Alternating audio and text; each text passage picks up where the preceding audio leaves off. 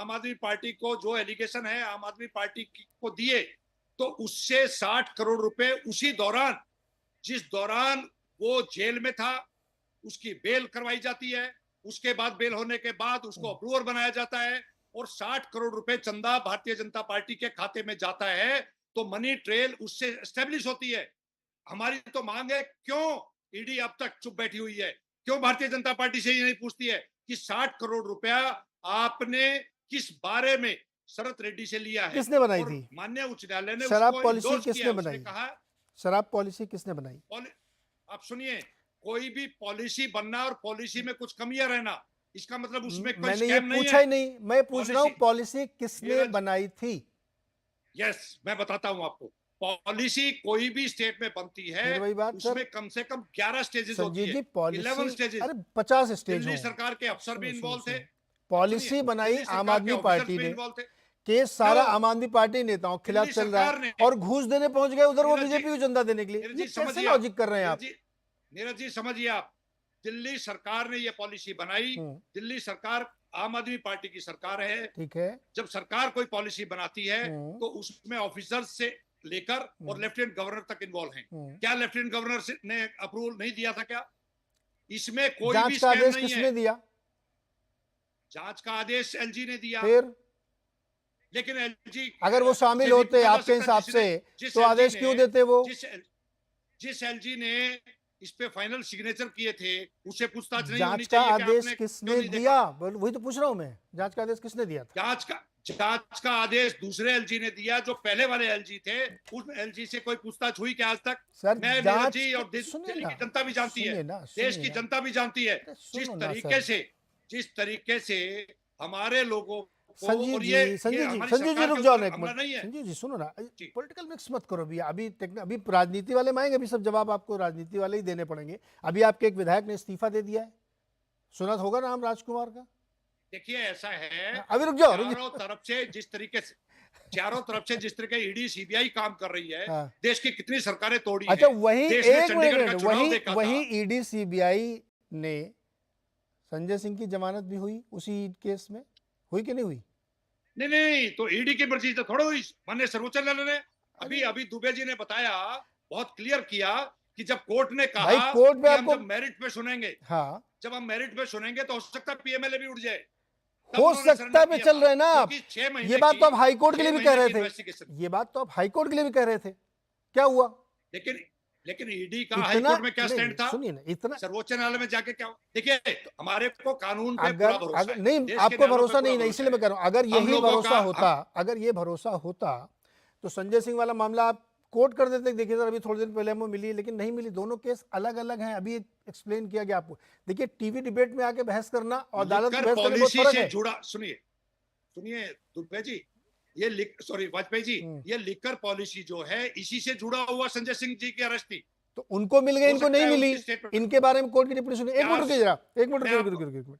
अश्विनी जी, जो ये कह रहे हैं कि पूरा ये लिकर गेट केस था, इसमें वो शरद वाले पॉइंट को बार बार हार्प कर रहे हैं कि साहब उनके पास भी उसका फंड गया।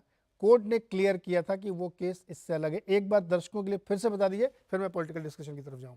देखिए, मैं दो बातों की तरफ, एक बात आपने पूछा वाजपेयी साहब, मैं बड़े आदर के साथ, संजीव जी हमारे वरिष्ठ हैं, मैं बड़े आदर के साथ दो बातें बताना चाहूंगा। एक, जब अपराध पंजीबद्ध होता है तो हर अपराधी का अलग अलग रोल होता है। वो ट्रायल के अच्छे वकील है संजीव नासियार जी, बेहतर समझते हैं।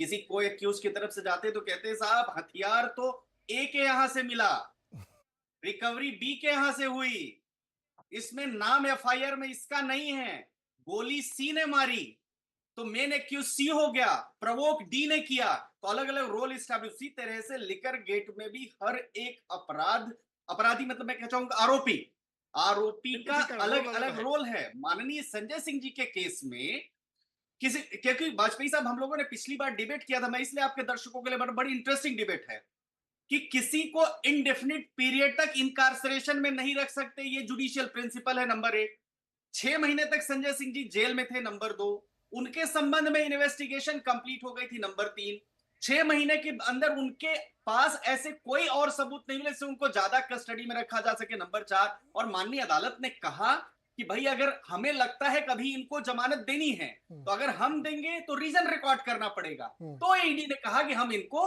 कंसेशन देते हैं, हम स्टेटमेंट देते हैं कि इनकी रिक्वायरमेंट नहीं है।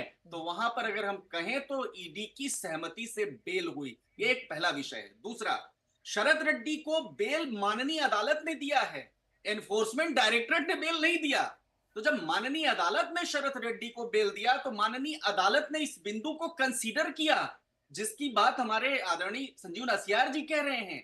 और एक बात यह भी अदालत ने कल बड़ी साफ तौर पर अपने 106 पन्ने के विस्तृत रीजन्ड वेल असाइंड जजमेंट में कहा कि वेदर यस माग्नुता रेड्डी और शरद Reddy gave statement out of their own free will and the reason for coming out with some facts in their statement against a particular person at a particular time cannot be questioned by this court। उस पर court ने कहा यह सब विषय trial का है, अभी ओपिनियन ये है, ये रेलेवेंट नहीं है इस स्टेज पर डिसाइड करने के लिए। जब विटनेस बॉक्स में विटनेस आएंगे, सभी आएंगे, तब होगा। और दोनों का कोई प्रॉक्सिमेट लिंक नहीं है, माने लिंक नहीं मिल रहा है, तो उसको दोनों से जोड़ने का कोई मतलब ही नहीं। और तीसरी बात, एक बड़ी इंपॉर्टेंट बात, क्रिमिनल लॉ में हर आरोपी का रोल अलग अलग होता है। संजय सिंह जी का रोल अदालत की नजर में उतना बड़ा नहीं लगा जितना बड़ा अभी वर्तमान में है। इसके अगेंस्ट क्या एविडेंटरी वैल्यू है, ये साथ ही जब रिकॉर्ड होते हैं अदालत के अंदर बयान,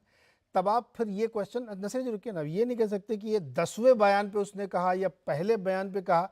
मैं तो ये कहता हूँ कि उसको आत्मज्ञान हो गया कि अब मैं फंस गया हूँ, इसलिए उसने ओरिजिनल कल्प्रिट का नाम ले लिया। तो 10वां हो या 11वां हो या 14वां हो, इससे क्या फर्क पड़ता है? आप लोग बार बार बताते हैं कि वो 10वें नंबर के बयान पे उसने नाम लिया था। अरे उसको समझ में आ गया कि अब मैं फंस जाऊंगा तो उसने नाम ले लिया। 10वां हो 5वां से क्या फर्क पड़ता है? नहीं नीरज जी, फर्क पड़ता है। सेक्शन 50 में जब कोई भी गवाह या किसी भी एक्यूज के बयान नोट किए जाते हैं तो ईडी या एजेंसी ये कहती है कि अगर आपने झूठ बोला तो आपके खिलाफ केस हो जाएगा। तो वो बयान जो पहला हुआ, दूसरा हुआ और 10वां हुआ, आप सरप्राइज मानेंगे, जब तक बयान होते रहे, जब तक अरविंद केजरीवाल जी का नाम नहीं आया। अरविंद केजरीवाल जी का नाम आने के बाद उसके बाद कोई बयान नहीं होता है।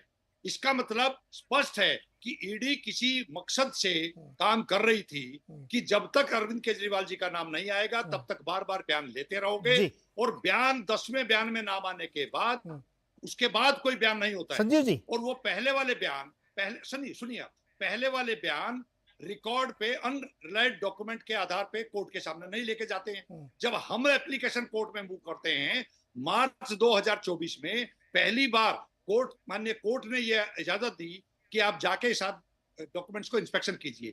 ईडी की जो ऑफिस है वो कोई म्यूजियम तो है नहीं कि उनको जो डॉक्यूमेंट पसंद आए, जो बयान पसंद आए वो तो रिकॉर्ड पे लगा दें, जो पसंद नहीं आए वो अनरिलायड डॉक्यूमेंट। ये आप कैसे कह सकते हैं? एक मिनट रुकिए ना संजीव जी, ये आप कैसे कह सकते हैं? इन्वेस्टिगेटिंग एजेंसी नहीं, आप अपनी सुविधा के हिसाब से कह रहे हैं। इन्वेस्टिगेटिंग एजेंसी ने सुनिए, हर चीज अपने कन्वीनियंस नहीं। देखिए, मैं फिर वेग में बात मत करिए। केजरीवाल जी तो 10 साल पहले से सर्टिफिकेट बांट रहे थे, मेरी पार्टी में सारे ईमानदार, मैंने चेक कर लिया। कौन थे वो जो चेक कर लेते थे? वो कौन, क्या अथॉरिटी थी केजरीवाल जी की जो वो सबको सर्टिफिकेट देते रहते? ये ईमानदार है, ये बेईमान है। सुनिए ना, ये देश की जनता ने जो आपको सर्टिफिकेट दे रखा है, आप सरकार चला रहे हैं, उसमें किसी कोई दिक्कत नहीं है। अभी अदालती कार्रवाई में अदालती तरीके से लड़ी जाएगी। इन्वेस्टिगेटिंग एजेंसी किस बयान को इंपॉर्टेंट मानती है, किसको नहीं मानती है, ये वो तय करेगी। उसको क्रॉस करने का नहीं, कोर्ट तय करेगी। सुनिए, बात पूरी हो जाने। अरे भाई साहब, हेलो अश्विनी जी बैठे हैं, एक मिनट। जितने भी बयान है उनको कोर्ट के सामने संजीव जी सुन लीजिए एक मिनट। नहीं Sanjeev ji, let me complete. आप जितना कानून जानते हैं मैं भी उतना कानून जानता हूं, मैं भी कानून का स्टूडेंट हूं, प्लीज मुझे ज्ञान मत दीजिए।